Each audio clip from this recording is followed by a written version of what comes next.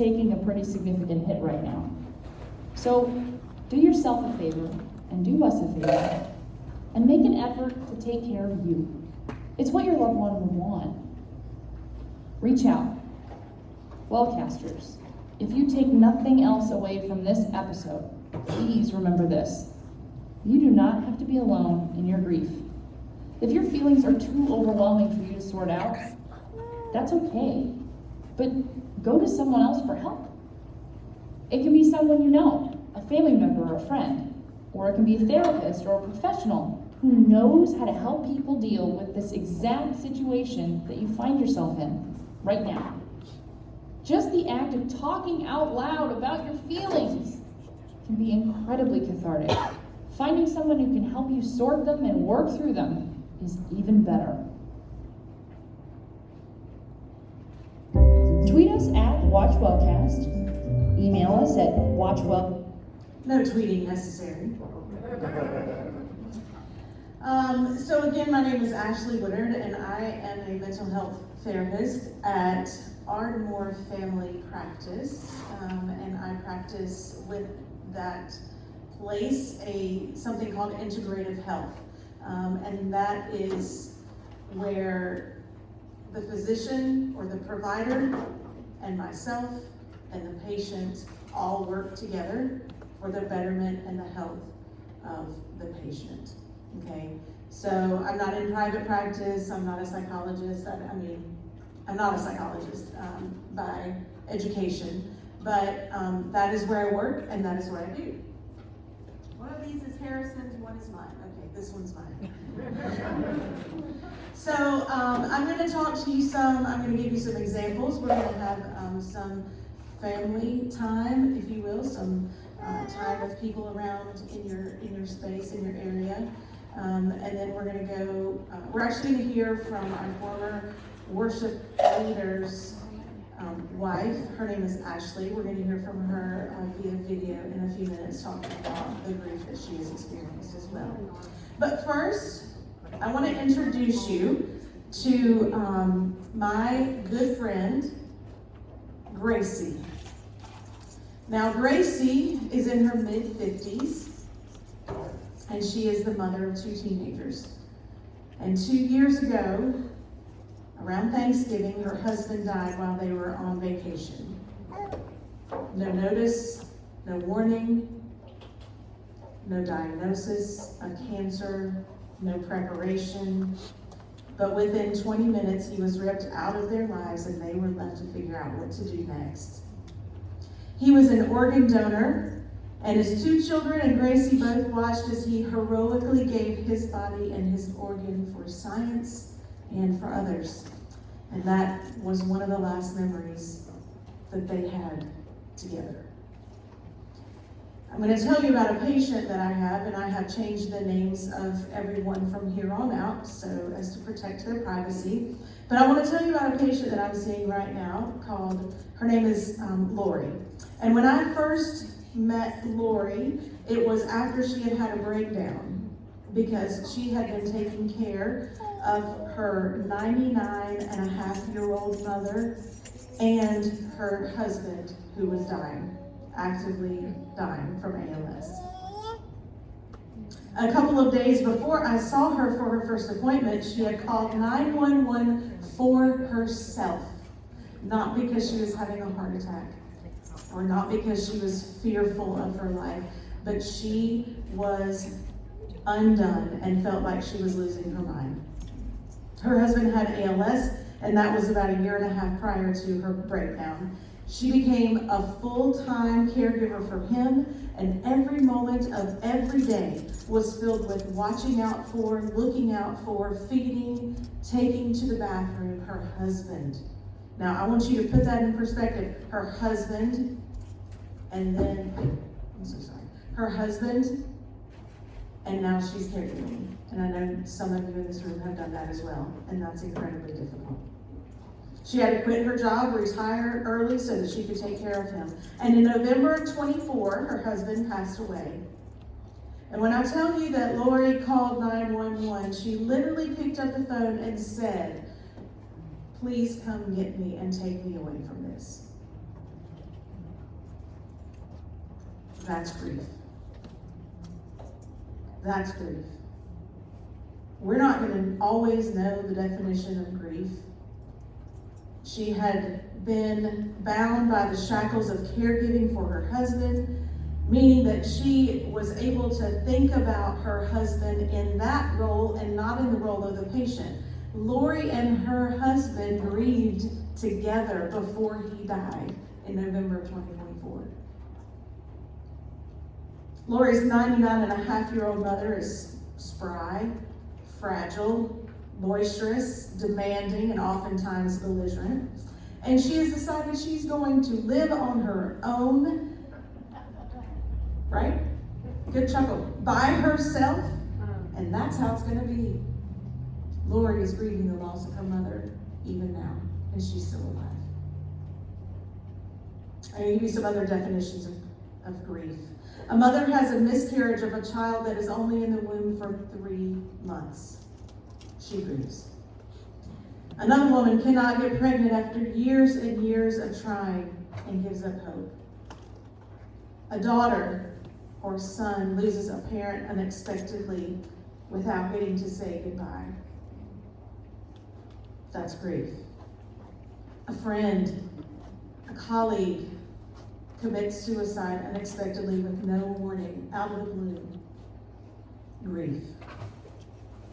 Many of the mental health professionals that have been so eloquently speaking here have been able to describe in good detail with great statistics and warning signs that make a whole lot of sense when it comes to issues we need to be on the lookout for symptoms. But when death hits us like a ton of bricks unexpectedly, we have no way to know what is going to happen next. I can spout out all kinds of statistics, and I can tell you about people who experience grief and in ways that they deal effectively with it. And I can talk to you about the 5 stages of grief, which I'm going to in a second. But nothing prepares us for that deep-rooted sadness that comes in the depths of our being when we grieve. And now we're going to hear from our friend Ashley. She has come to us via video. She's going to talk about the grief that she has experienced in the loss of her husband. LUMC, thank you for everyone who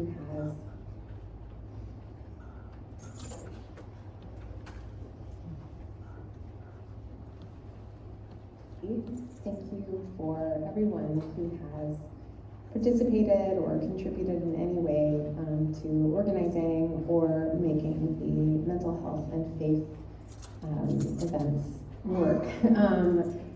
It's very meaningful that you are hosting them, and what a beautiful impact Travis is continuing to make through each of you. I wanted to share just 2 things really about grief that I think would be helpful for you to know. The first is about what I have learned about grief so far. And I'll just say, to that too, grief has been very humbling. I'm learning every day what grief is and what it means. And some days I think I figured it out, and then the next day I remember that there's not anything to figure out, and I'm still very much, I think, learning from grief. Grief as a teacher. One of the things I've learned about grief as a student of grief is that it's not just one thing. I think that maybe when we think about grief, it looks like weeping and crying on the ground, which I have done, and which I'm positive I'll do sometime in the future very soon, maybe later today. But grief is also profound gratitude, and grief is this intense feeling of connection and empathy with others who have lost people that they have loved, or people who have who are grieving a life that they thought they had and that they no longer have, because you can grieve a lot of different things. And so losing Travis has helped me to feel profound connection basically to anyone who has suffered, because I have suffered too. And so I think as a result, it has softened me, and grief has invited me to gentleness and grace for myself. I don't have to push as hard maybe as I did in other times of my life before I learned what grief had to offer me. But also grace and gentleness with others, because now I can know and recall the fact that it is very likely that the person standing in line in front of me, or who cut in front of me on the highway, has known grief in some way, and I can extend gentleness and grace to them as well. And I will say that it is the gentleness and grace that Travis taught me when he was here on earth. I think it is a gentleness and grace that he was so good at giving to others.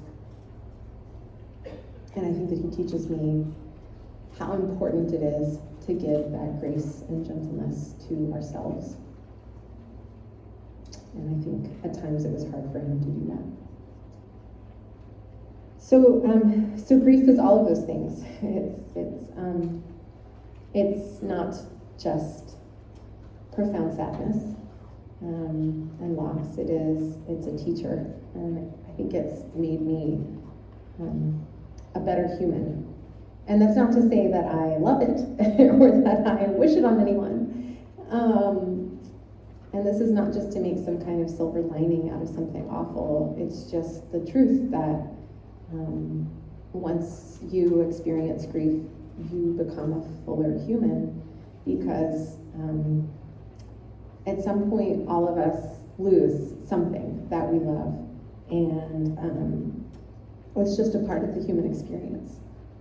And I once heard someone say that the way that their grief had changed them, and the person that their grief had made them into, was their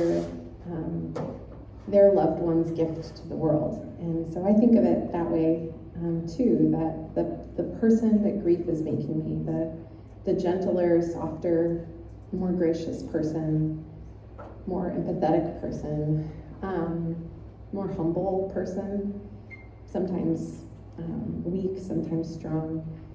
This person that grief has made, this is Travis, still living in the world, and this is Travis's ongoing gift to the world. And I think for those of you who know and grieve Travis, you are that ongoing gift and presence of Travis in the world as well. I want to just end by saying one last thing, because I told Paul I would only make this 5 minutes. And that's just that if you know someone who is grieving, just be present.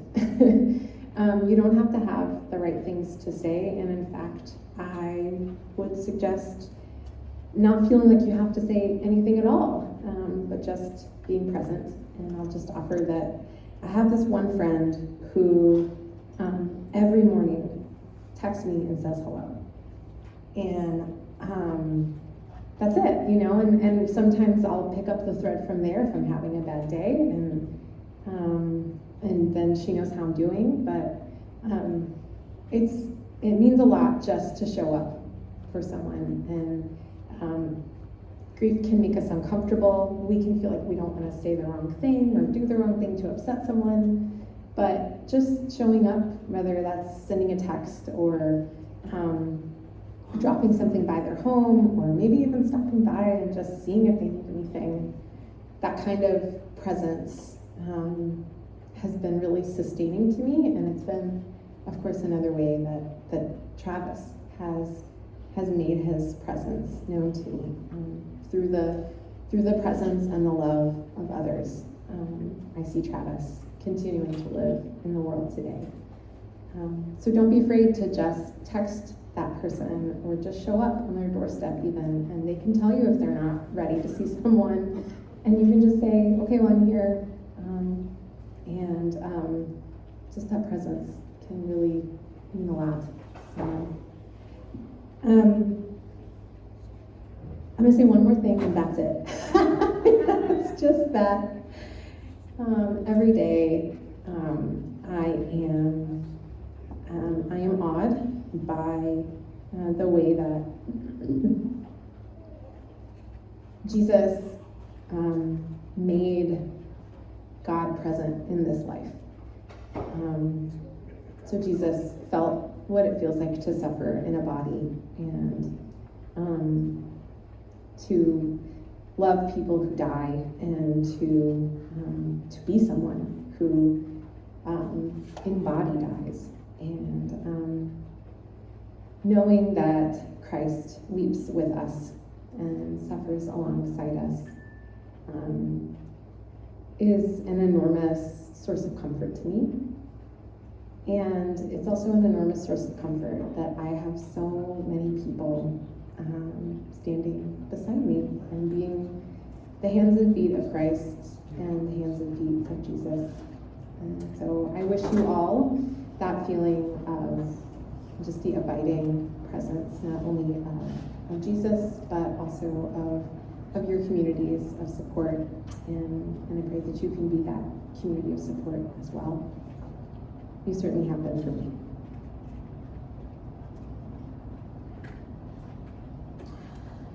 Travis was a great person. To know Travis is to love Travis, I thought. He was a wonderful musician. He was a good singer. He was great to work with. He was a therapist, if you didn't know that. He was a mental health professional, and he cared deeply for the people around him. And I don't know, I think I started to love Travis. This is gonna sound strange, but my church family will love me anyway. I started to love Travis more after he left, and let me tell you why. I love Travis because I realized what an encourager he was for me. That when I didn't think I could hit a note, he said, oh yeah, you can. I didn't think I could sing a song at a certain key. Well, yeah, you can. Of course you can. Travis, you are not a female. You know, and then we did the same for each other. Like, you can't hit that note. Travis, I'm a woman. You're a man. You can hit that note. I can't. I started working with him in 2022 around Christmas time when he left to go on paternity leave for their new baby Simone.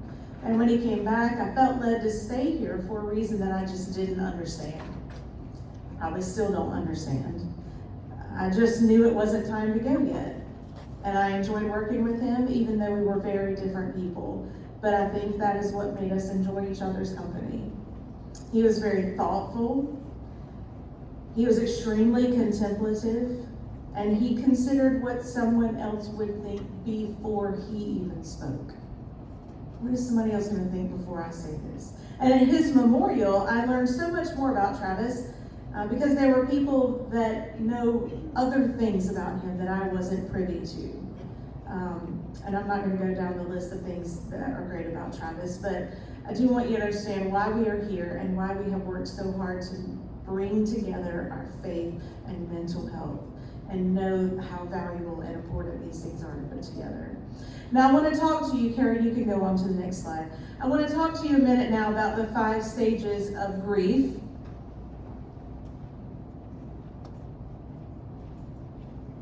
There they are.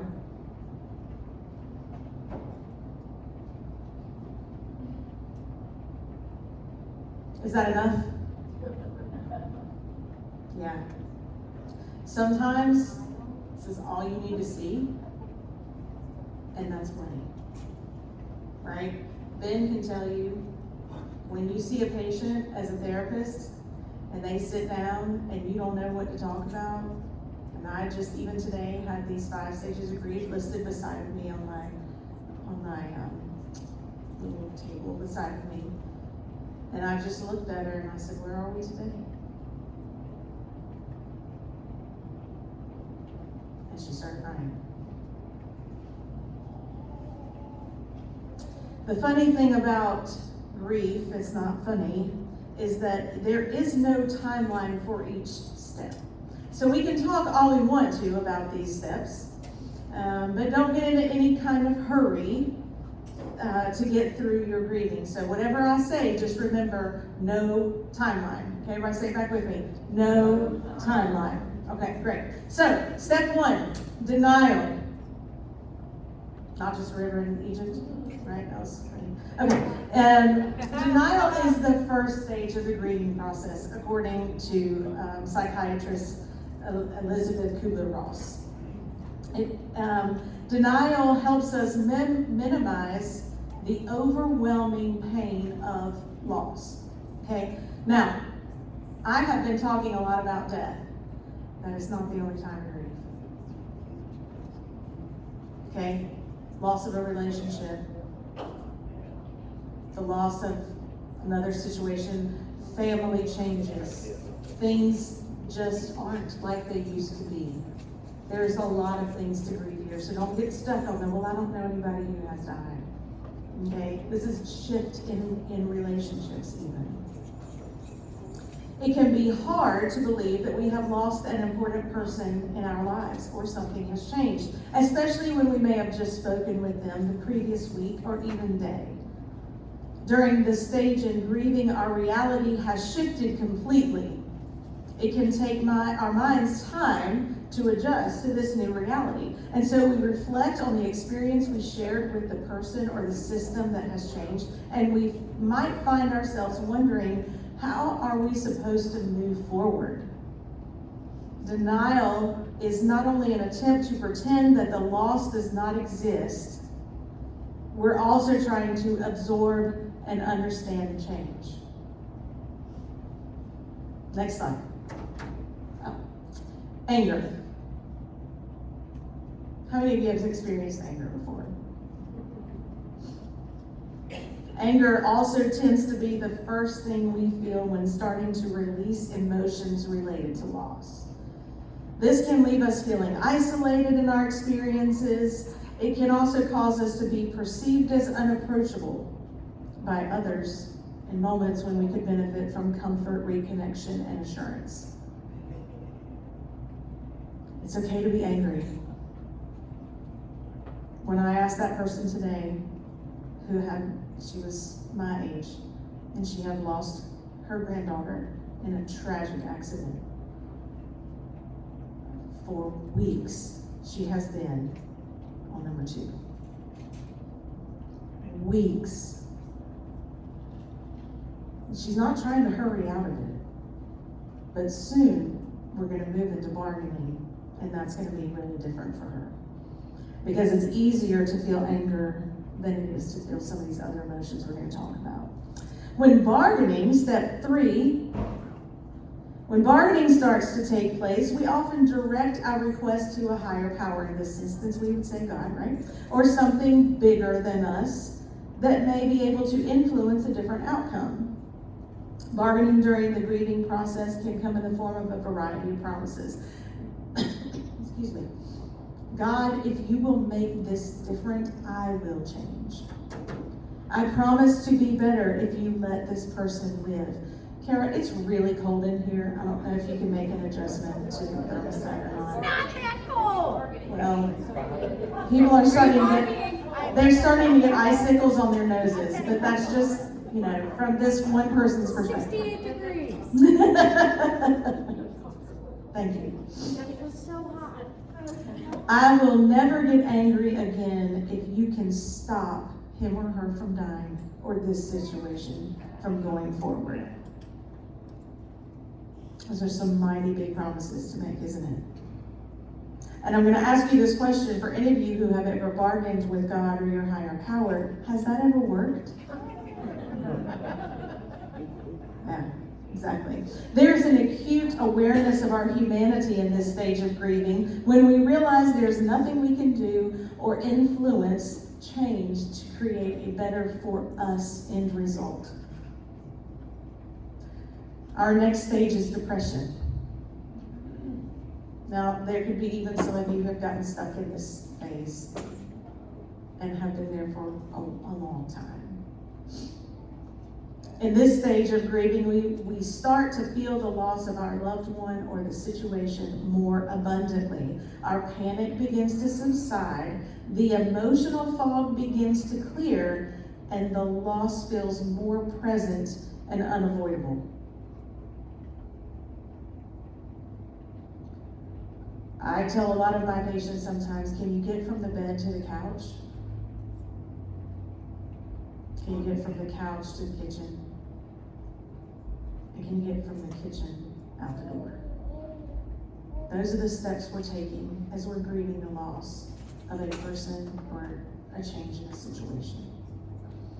And then step 5, acceptance. The last of these 5 stages of grief is acceptance. And when a person comes to a place of acceptance, it is not that we don't any longer feel the pain of loss. Instead, we're no longer resisting the reality of our situation, and we are not struggling to make it something different. Sadness and regret can still be present in this phase, but the emotional survival tactics of denial and bargaining and anger are less likely to be present during this phase of the grieving process.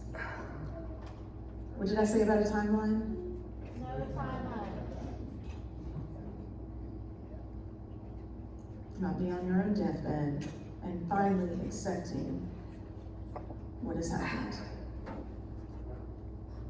This is what we expect our experience to be like when we go through grief. I'll show you. Right? Mm-hmm. Easy enough. But this is what really happens. Here. Can you trace that one?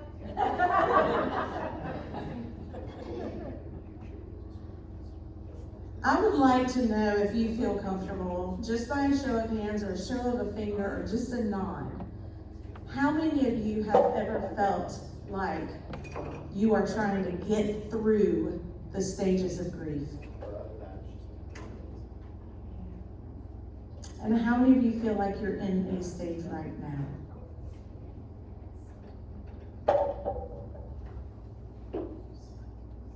One day, you will get to this place of acceptance. The memories are not gone. The flashes will come back. The love that you have of this person or this situation will be very present. But you'll be able to take another step forward.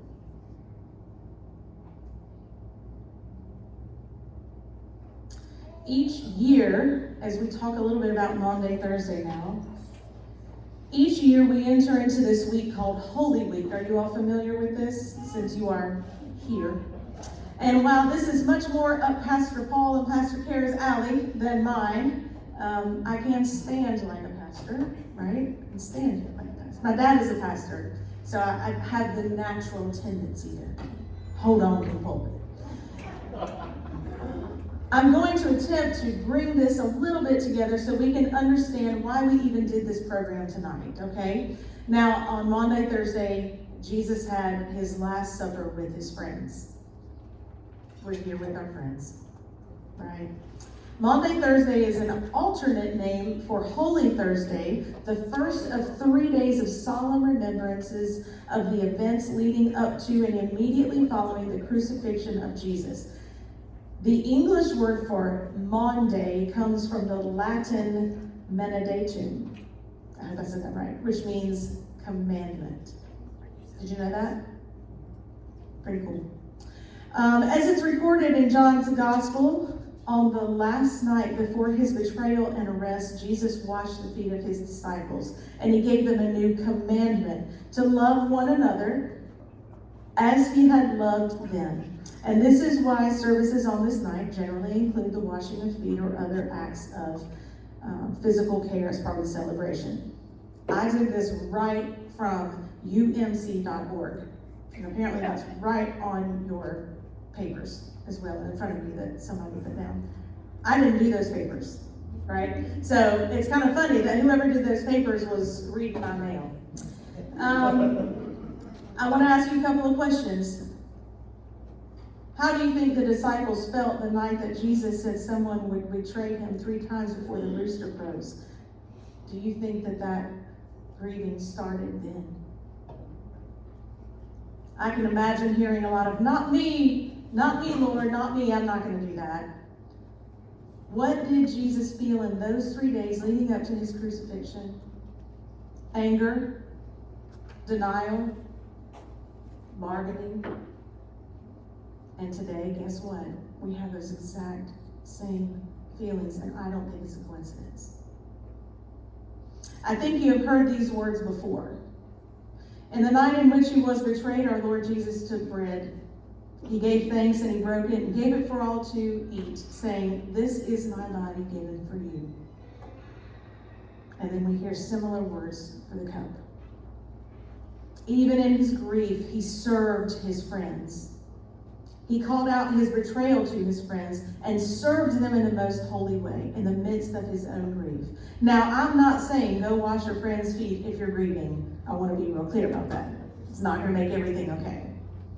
But what I am saying is don't neglect your friends or your feelings. You may have a close tribe, and in the midst of your grief, your hurt, your anger, your depression, and even your denial, those people can be there for you. Very similar to what Ashley was talking about a few moments ago. Pay attention in your grief to feel memories, flashes of love from others and for yourself. Now, I promised you some statistics. 10 to 20% of people who suffer a loss experience prolonged or complicated grief. How many of you feel like you are one of those people? I really, I'm all about statistics when they are, I was saying earlier, when they are qualifiable. I like a statistic. But who decides what is complicated grief? My dog, who was the center of my world for 14 years, passed away in 2019. I had complicated grief.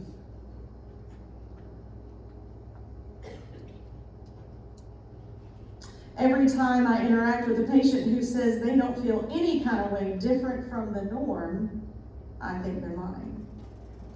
And now I have no idea who would even call normal or uncomplicated 43% of the people. I'm just about saying numbers now. What in the world does all this mean? Does this mean I can expect to feel anger longer?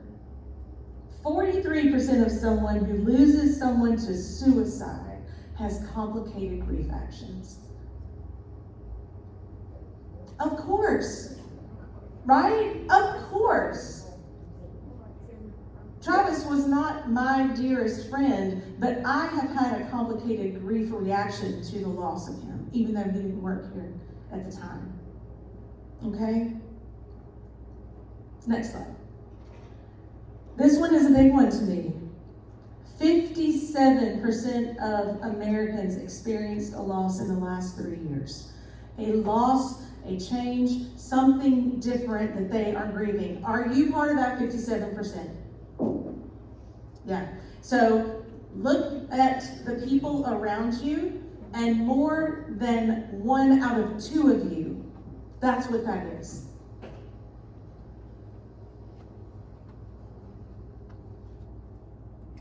%32 of those 57% is the death of a family member or close friend. 20% the death of a pet. 3% the death of a spouse, and 2% the death of a child. those numbers, especially the 2% and the 3%, can sound small, but if you think about 57%, and you look in our space, like I said, right here, it's more than half of the people sitting with you in the sign of the cross tonight.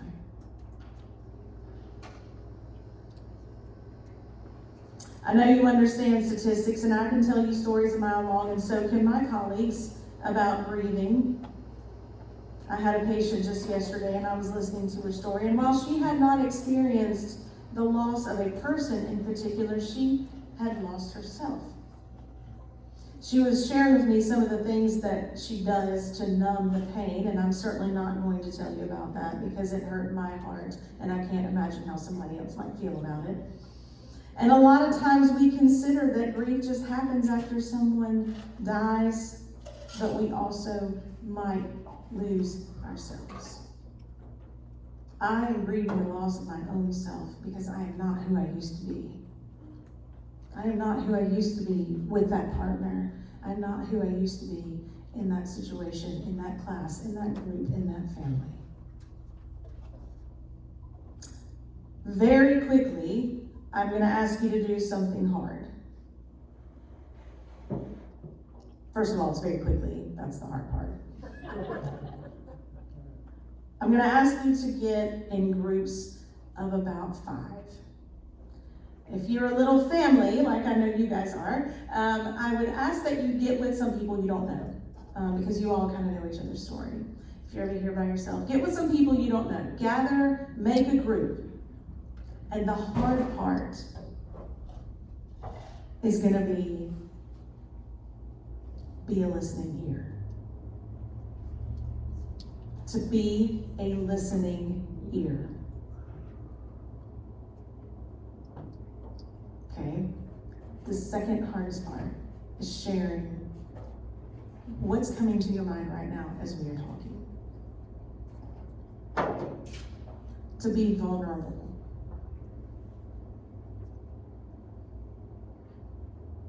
I'm here to guide you through this grieving process.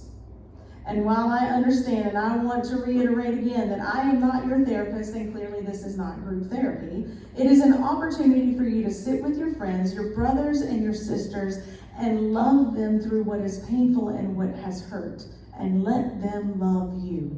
This is also part of the washing of our feet that we'll experience in just a few minutes. Then I'll close us, we'll go down to the sanctuary, and we'll do those things that we're going to do down there. And I want you to consider a few things. How in the world could Jesus possibly serve his friends knowing that one was going to betray him? And how in the world can we love someone when we don't even know if we can get out of our own bed tomorrow? So go ahead and gather. You don't have a lot of time. This is Pastor Paul's fault. I don't have a lot of time. Gather. I'll bring us back together in a few minutes and then we'll close. You're going to talk about what you